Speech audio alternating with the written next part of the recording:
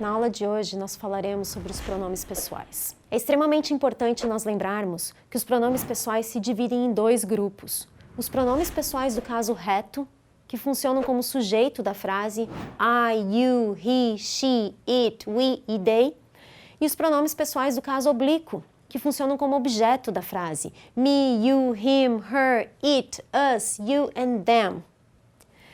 Muito cuidado para o you e o it, já que aparentemente eles aparecem iguais no meio das frases de texto. Mas dependendo da posição de onde eles se encontram, eles exercem funções diferentes. Eu preciso ter cuidado também com o pronome do objeto her, já que em algumas ocasiões ele pode exercer função de objeto, já em outras pode exercer função de adjetivo possessivo, estando acompanhado de um substantivo, her book, her car, her friends. É muito simples saber que função esses pronomes exercem dentro de uma frase. Eu preciso analisar onde eles foram colocados, já que aqueles que funcionam como sujeito vão aparecer sempre no início da frase, antes de verbos e preposições. It is the best city in the world and I love it. Muito cuidado com as linking words, né, gente? And, but. Já que antes das linking words eu vou ter o meu sujeito e logo depois delas eu começo a frase com sujeito novamente, né?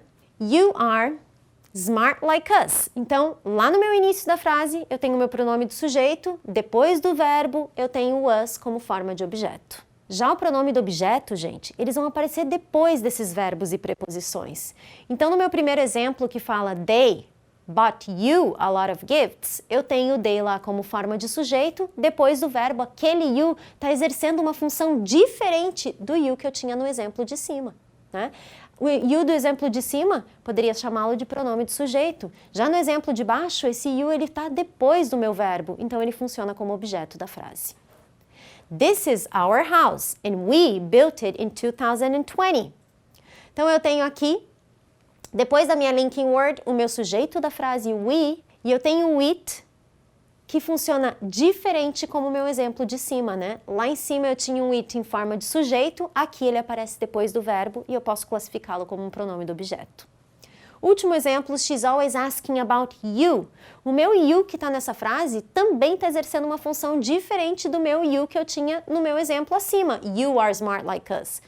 Aquele you de cima, pronome de sujeito, já que embaixo eu tenho ele depois do verbo e da preposição. Então aqui eu posso chamá-lo de pronome do objeto. Como já falamos anteriormente, preciso tomar muito cuidado com you, it e her.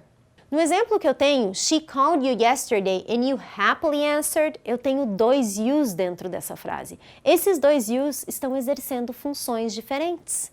Eu tenho lá no início da minha frase o meu pronome de sujeito, she. Logo depois do verbo, you exerce função de objeto. Aí eu tenho uma linking word e depois da linking word eu vou começar novamente com o meu pronome do sujeito.